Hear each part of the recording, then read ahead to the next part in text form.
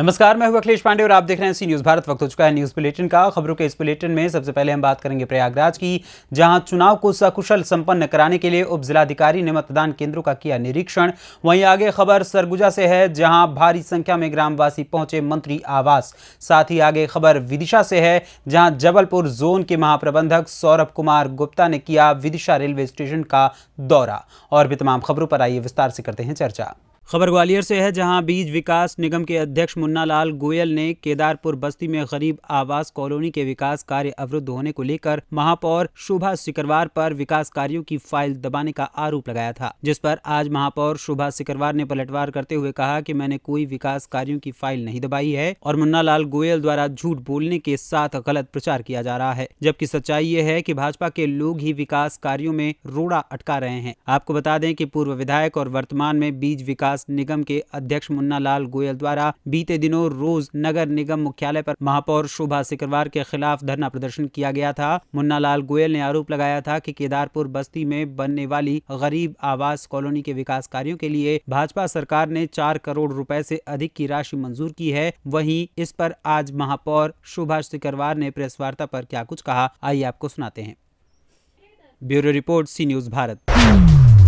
खबर प्रयागराज के हंडिया से है, जहां नगर पंचायत में कड़ी प्रशासनिक व्यवस्था के बीच नगर निकाय चुनाव के पहले चरण का मतदान सुबह 7 बजे से जारी है। वहीं चुनाव को सकुशल संपन्न कराने के लिए उप जिलाधिकारी प्रेम नारायण पुलिस प्रशासन के साथ सभी 13 वार्डों के 19 मतदान केंद्रों पर पूरी तरह से चौकन्ना रहते हुए अपनी पैनी नजर बनाए हुए हैं। वहीं डीसीपी अभिषेक भारती मतदान केंद्रों का निरीक्षण करने के लिए अचानक पहुंचे। इस दौरान उन्होंने वार्ड नंबर 5 में बने महिला पिंक मतदान केंद्र का निरीक्षण करते हुए वहां मौजूद अधिकारियों को निष्पक्षता के साथ चुनाव कराने की सख्त हिदायत दी। इस दौरान उन्होंने कहा कि अभी तक शांतिपूर्ण तरीके से वोट पड़ रहे हैं। हंडिया नगर पंचायत के सभी 13 वार्ड में बने 19 मतदान केंद्रों पर चुनाव पूर्णतः निष्पक्षता के साथ संपन्न हो, इसके लिए सभी मतदान केंद्रों पर प्रशासन की पैनी नजर बनी हुई है।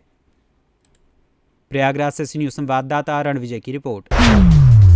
खबर सरगुजा से है, जहां बीते दिनों बतौली विकास खंड के ग्राम पंचायत भटको में शासकीय भूमि को फर्जीवाड़ा कर रजिस्ट्री करवाने का मामला सामने आया था, जिसमें भाजपा ने कैबिनेट मंत्री अमरजीत भगत के तथा कथित निजी सचिव को दोषी बताकर ज्ञापन सौंपा था। अब इस मामले का पूरा सच उजागर हो चुका है। गुरुवार को भटको ग्रामवासी मंत्री अमरजीत भगत के घर पहुंचे, जहां बताया कि हमें मालूम नहीं था कि हमें मंत्री जी का नाम लेकर झूठी शिकायत करने के लिए कहा गया था। ये सब भाजपा व अन्य दलों ने उनकी छवि को धूमिल करने के लिए राजनीतिक षड्यंत्र के तहत किया था। जब हमें इसकी जानकारी मिली तो हमने मंत्री जी के निवास पर उनसे क्षमा मांगी है। ऐसे में आइए जानते हैं कि मंत्री अमरजीत भगत ने क्या कुछ कहा।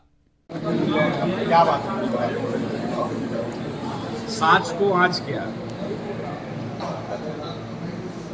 जो गलती किया नहीं उसको डरने की क्या बात है। लोगों ने मांग किया, लोगों ने ज्ञापन दिया, कलेक्टर के नाम से, तहसीलदार के नाम से, थानेदार के नाम से जाकर के वहाँ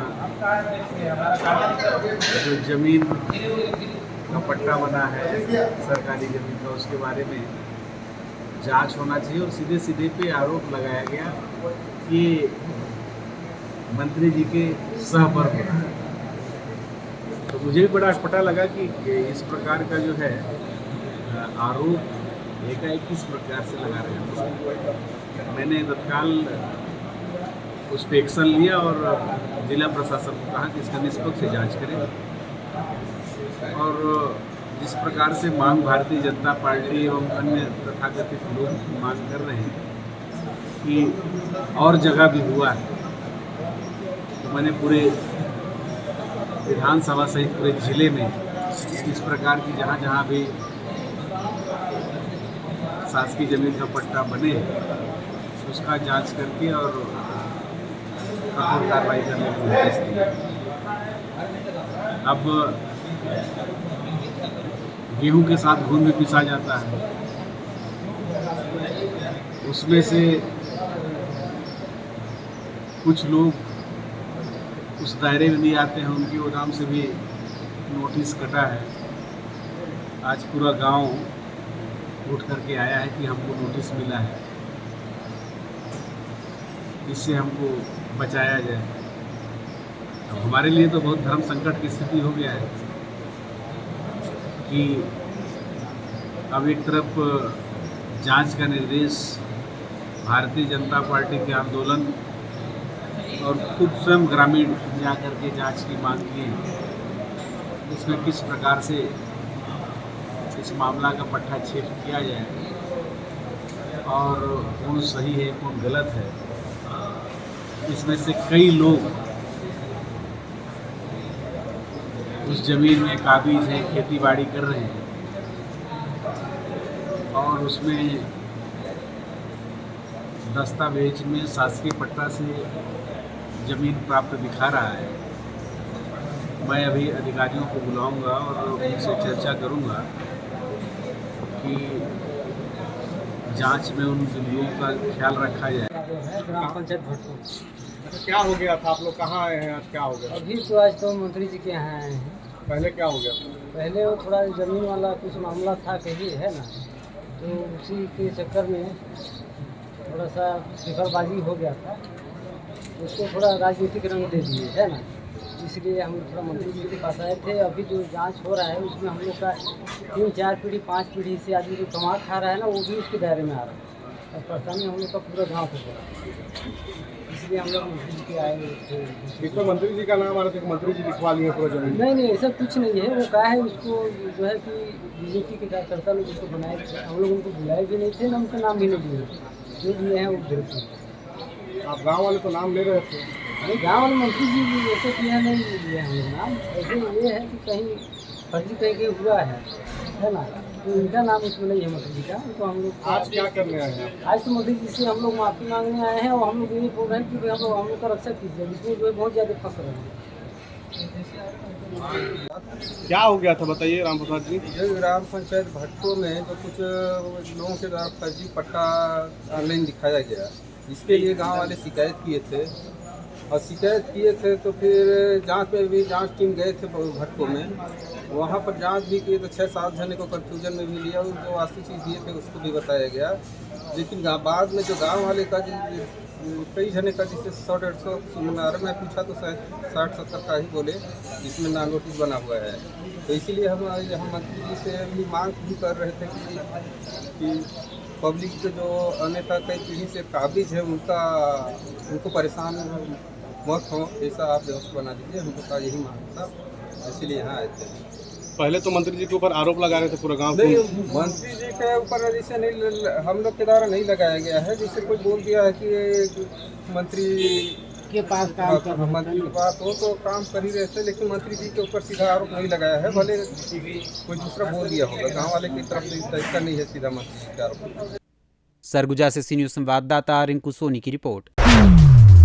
जबलपुर जोन के महाप्रबंधक सौरभ कुमार गुप्ता और भोपाल मंडल प्रबंधक सौरभ बंदोपाध्याय गंज बासौदा से निरीक्षण करने के बाद विदिशा पहुंचे। विदिशा रेलवे स्टेशन पर उन्होंने सर्कुलेटिंग एरिया, पार्किंग स्थल और अन्य चीजें देखी। साथ ही अमृत धारा योजना के तहत विदिशा रेलवे स्टेशन के लिए किए जा रहे रीडेवलपमेंट प्लान को भी देखा। रेलवे अपडाउनर्स एसोसिएशन के पदाधिकारियों, रेलवे सलाहकार बोर्ड के सदस्य कमलेश हुसैन, नगर पालिका में सांसद प्रतिनिधि राकेश शर्मा, जनपद पंचायत अध्यक्ष वीर सिंह रघुवंशी के अलावा अन्य राजनीतिक दलों व पदाधिकारियों ने रेलवे स्टेशन और यात्रियों की सुविधाओं के लिए मांगे रखी। ज्ञापन के जरिए उन सुविधाओं को बढ़ाने की मांग की। इसके अलावा जीआरपी के सदस्यों ने भी जीआरपी क्वार्टर की बदहाली और उसमें सुधार कार्य करने के लिए जीएम को ज्ञापन सौंपा। ऐसे में आइए जानते हैं कि उन्होंने क्या कुछ कहा।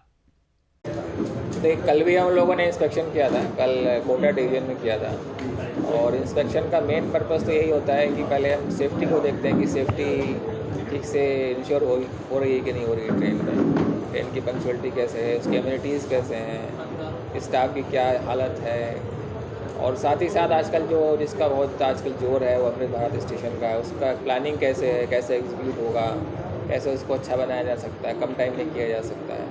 ये सारी चीज़ें हम देखते हुए आ रहे हैं और आगे भी इसी चीज़ों को देखेंगे। इस योजना में बहुत खासियत है।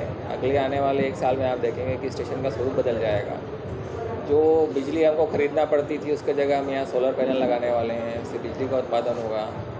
पानी के लिए रेन वाटर हार्वेस्टिंग करने वाले हैं। प्लेटफॉर्म सरफेस ठीक हो जाएंगी, सर्कुलेटिंग एरिया आपके और चौड़े हो जाएंगे, बीच में एक एफओबी बड़ा सा आ जाएगा आपका। दोनों साइड जहाँ ज़रूरत है, फर्स्ट एंट्री सेकंड एंट्री जहाँ ज़रूरत है वहाँ उसको डेवलप किया जाएगा।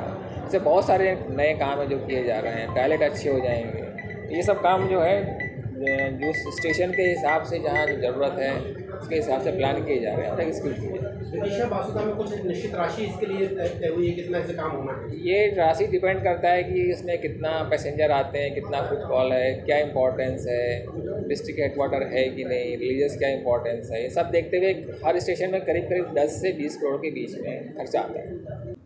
ये देखिए, ये समस्याएं आपसी समन्वय से समझाई जा सकती हैं। अगर मान लो कोई प्रॉब्लम है तो हमारे यहाँ इंजीनियर्स हैं, वो नगर निगम के इंजीनियर्स के साथ जॉइंट इंस्पेक्शन कर लेंगे और एक कैसे कॉमन सोल्यूशन निकल सकता है उसके बारे में जरूर विचार किया जाए। एक बस्ती इस वजह से पानी में डूब गया।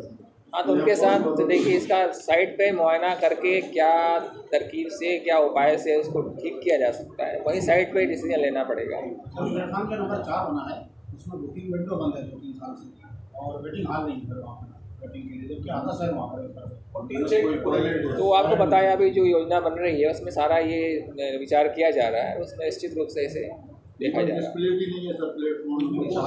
वो सारा चीज़ दिया जा रहा है। इसलिए बताया कि आपका स्टेशन का स्वरूप बदल जाएगा 1 साल में।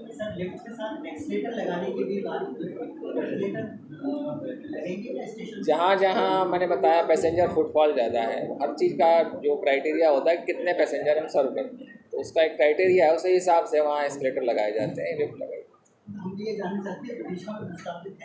ऐसा बताएंगे डीआरएम साहब कितना फुटफॉल है और यहाँ पर अभी यहाँ पे तकरीबन 7,000 का, तो 7,000 का फुटफॉल बहुत कम होता है, इससे भी और आगे वाले जो है जैसी जैसी जरूरत होगी लिफ्टों का पूरा प्रावधान। मैं ज़्यादा कुछ तो नहीं कहूँगा। पिछले वर्ष 7 सितंबर को महाप्रबंधक महोदय विदिशा आए थे, उस समय में भी हमने यहाँ की समस्याओं को लेकर उनको ज्ञापन दिया था। उनके आज भी कोई अनुकूल परिणाम नहीं आए। उन्हीं समस्याओं को हमने पुनः आज दिया है, नया कुछ नहीं है, समस्याएं वही हैं, ज्ञापन नया है, तारीख बदली है। उम्मीद करते हैं कि अब की बार कुछ सकारात्मक हमें रिप्लाई मिले। जनप्रतिनिधि जो आए हैं उनकी मांगें अपनी हैं, अलग अलग विषयों पर, अलग अलग व्यवस्थाओं पर उन्होंने भी मांगें की, शहर के विकास के लिए बातें कही हैं, बड़ी अच्छी बात है। लेकिन मुझे जिस तरीके की अभी रेल की कार्यप्रणाली है, ऐसा कुछ लग नहीं रहा है कि बहुत जल्दी ही परिणाम अच्छे आएंगे। अमृत धारा योजना के तहत विदिशा रेलवे स्टेशन को शामिल किया गया, क्या लग रहा है, क्या बदलाव विदिशा शहर स्टेशन को? बड़ी खुशी की बात है कि बिल्डिंग निर्माण होना है, नया सुविधाएं मिलनी है, एस्केलेटर्स लगने हैं, लिफ्ट्स लगनी है, अच्छा भवन बनना है। यात्री सुविधाओं के लिए अगर कोई नया कार्य कर रहे हैं तो बहुत खुशी की बात है, लेकिन जिनमें यात्रा करनी है उन सुविधाओं में अगर कटौती कर रहे हैं तो मुझे नहीं लगता कि वो ठीक दिशा में हम जा रहे हैं। उस तरफ बात करने से अगर हम बच रहे हैं तो ये ठीक थोड़ी है। ट्रेनों की बात भी, स्टॉपेज की भी बात उनके सामने रखी गई थी, कई ट्रेनों के स्टॉपेज की बात कही, लेकिन संतुष्टिपूर्ण जवाब नहीं मिला, क्या कहेंगे? जैसा कि महाप्रबंधक महोदय ने बताया कि उनके पास पूरे देश से या उनके जोन से तमाम तरह के रोज़ प्रस्ताव आते हैं, तो मैं ये सोचने पर विवश हुआ हूँ कि आप क्षेत्रीय प्रबंधक होने के बाद ये कह रहे हैं कि मेरे पास स्टॉपेज होने के लिए आवेदन आ रहे हैं। जो गाड़ियाँ पूर्व से रुकती थीं उनके स्टॉपेज बंद करके आप आवेदन मंगा रहे हो और फिर रेल बोर्ड के पास भेज रहे हो, ये बात मुझे समझ ही नहीं आई। तो मैं नहीं समझता हूँ, मैं चूँकि जनप्रतिनिधि भी नहीं हूँ, लेकिन एक आम यात्रियों की सुविधाओं के लिए लेकर के संघर्ष करता रहता हूँ और DRCC का मेंबर भी हूँ, तो कई जगह मर्यादाएं हैं। लेकिन मुझे इस बात का बड़ा वैसा अजीब सा लगा उनको सुनने के बाद कि हम प्रस्ताव आते हैं और भेजते हैं, जो गाड़ी पहले से रुकती थी उसका स्टॉपेज बंद करके फिर से प्रस्ताव मंगाना, फिर भेजना, ये कहाँ तक, कौन सा लॉजिक है, मुझे समझ ही नहीं आया। विदिशा से न्यूज़ संवाददाता पार्थ कुमार की रिपोर्ट। फिलहाल के लिए इस न्यूज़ बुलेटिन बस इतना ही। देश दुनिया की तमाम खबरों के लिए देखते रहें सी न्यूज़ भारत, हर खबर आपके साथ, आपके हाथ।